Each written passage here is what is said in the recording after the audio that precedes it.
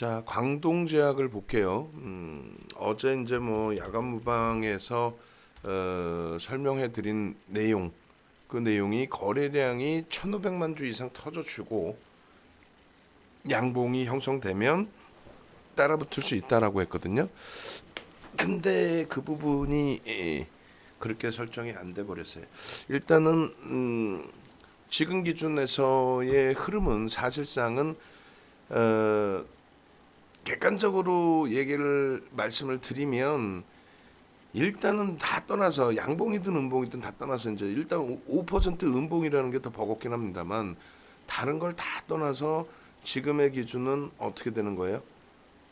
거래량이 없는 거죠. 11시까지면은 어떻게 돼요? 그 전체 거래량이 35% 하루에 나올 수 있는 거래량이 35%가 11시까지 형성이 된다라고 해석을 우리는 하는 거죠. 그렇게 해석을 하고 있는데 일단 지금 기준에 35% 기준이라면 30%라고 잡으면 60만 주, 600만 주 정도뿐이 안 되거든요. 많이 나왔을 때. 이게 이제 엄청나게 강세로 전환이 되면 모를까. 그렇지 않으면 거래량이 실리지 않습니다. 결론적으로는 마지노선 범위가 이제 그 1920원이 5일선인데 이것이 이탈되는 범위, 그러니까 뭐 1,800원, 1,700원 이렇게 되면 심리적인 면에 있어서 단기 추세가 이탈돼서 좀 버겁다 이러한 그 개인 투자자들의 이제 해석 부분이 나올 수 있겠죠. 결론적으로는 정리 기준이 잡힙니다. 그래서 결론적으로 일단은 어찌됐든 광동제약 부분은 정리 쪽의 기준을 잡으시고 어제 윗꼬리가 있었기 때문에 2천만 주의 거래량, 그러니까 1,500만 주의 거래량이 재차 실려지게 되면 그렇게 되면은 변동성 10% 이상을 놓고 보면서 시초가 대비 들여다볼 수 있다. 그래서 광동제약은 기술적으로 놓고 볼 때에 거래 대금이 없는 상태에서의 흐름이기 때문에 정리의 기준이 잡힌다. 그렇게 말씀을 드립니다. 그렇게 해서 이제 뭐 언제든지 계속 똑같아요. 어떤 종목이든 똑같습니다. 여기서, 여기서, 이런 데서. 그러니까 거래량 부분이 일정 범위의 거래량이 넘겨지는 그 흐름이 나와야만, 그래야만 변동성이 나온다는 게 시각적으로도 확인이 되죠. 그 기준점이 최소 범위가 이제 1,000억의 기준이 되는 거고 앞전 거래량의 70% 수준이 되는 거고요. 그리고 이제 이번에 변동성 나왔을 때 18%까지 나와줬기 때문에 그 변동성이 또 역시 70% 수준. 이렇게 설정을 해놓으시면 될 것 같아요. 그래서 일단 무조건적으로 정리. 그러면 나머지 부분 종목군들에 대해서도 이제 동반적으로 들여다보면 설명을 해드리면 광동제약뿐만 아니라 이제 그 모든 종목군들의 기준이 다 똑같거든요. 그러니까 뭐 우리 입장에서도 사실은 마찬가지입니다. 그 뭐 오전에도 그 조정이 심화돼 있는 뭐 동진 세미캠이나 이런 종목군들도 들여다봤습니다만 사실적으로는 거래량 거래대금이 줄어 있으면 대형주 기준에서도 이제 빠져나왔다가 다시 이제 그 편입 기준을 설정하는 게 옳죠. 특히 이 수익 종목군들은 더더욱 그렇습니다. 극대형주의 경우에는 이제 주력의 기준이다 했을 때는 하루 변동성 자체가 제한적이에요. 예? 뭐 예를 들면 삼성전기가 오늘 굉장히 많이 미끄러져 있는데 한호가의 등락 범위가 0.35%죠. 근데 이제 그 삼성전기가 여기서 잘라내고 더 밑에서 뭐 한 3% 밀리면 사겠다. 이 등락 범위가 평상시에 일방적으로 나오지가 않으니까. 그잖아요.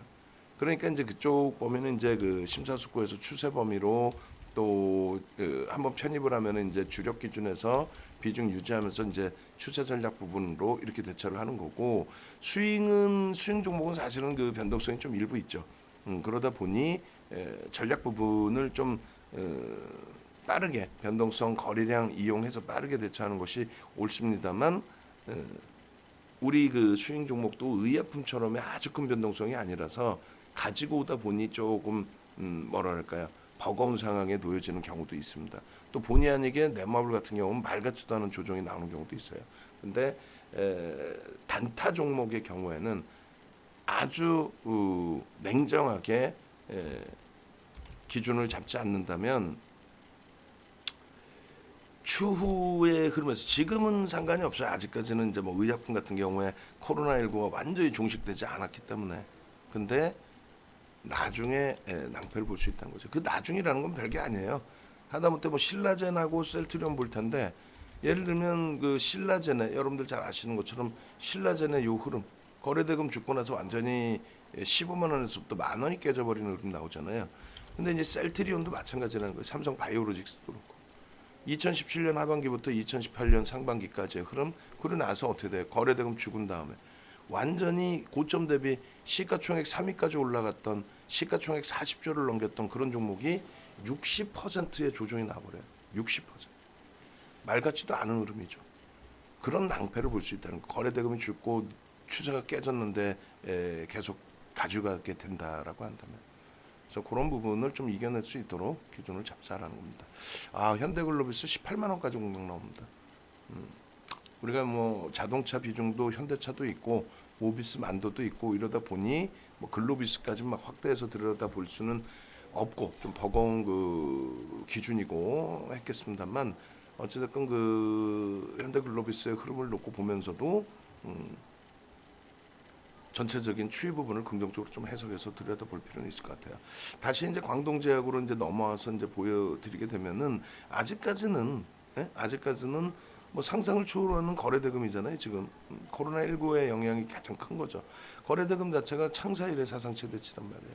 그렇기 때문에 이 추세 부분이 조금 더 이제 활성화될 수는 있는데 꼬리가 계속 달리죠. 왜 그러냐면 시가총액이 제한적이기 때문에 그 심리적인 면이 굉장히 크고 펀더멘탈이 뒷받침되지 않은 상태에서 사실 흐름이기 때문에 꼬리가 사실상 달릴 수밖에 없는 거예요. 그래서 저 흐름을 일단 뭐 무조건 부정적으로 해석한다 이게 아니고 언제든지 들여다볼 수가 있는데 거래량 터지는 날만 들어가는 것이 옳다.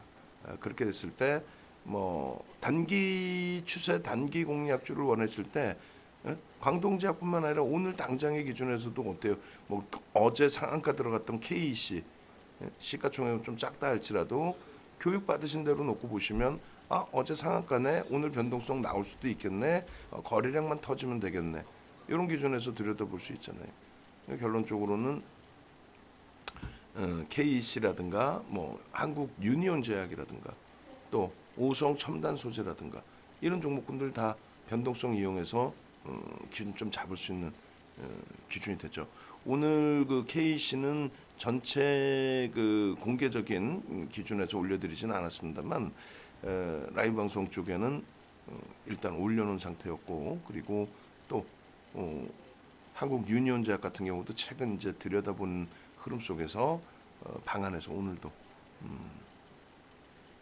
예쁜 공대님께서 한 번 더 말씀을 주셨고 그래서 상승 잉태 확인형 이후에 갭 상승의 추이 그리고 나서의 흐름 거래량만 터지면 언제든지 들여다볼 수 있다 이렇게 설명드렸었죠.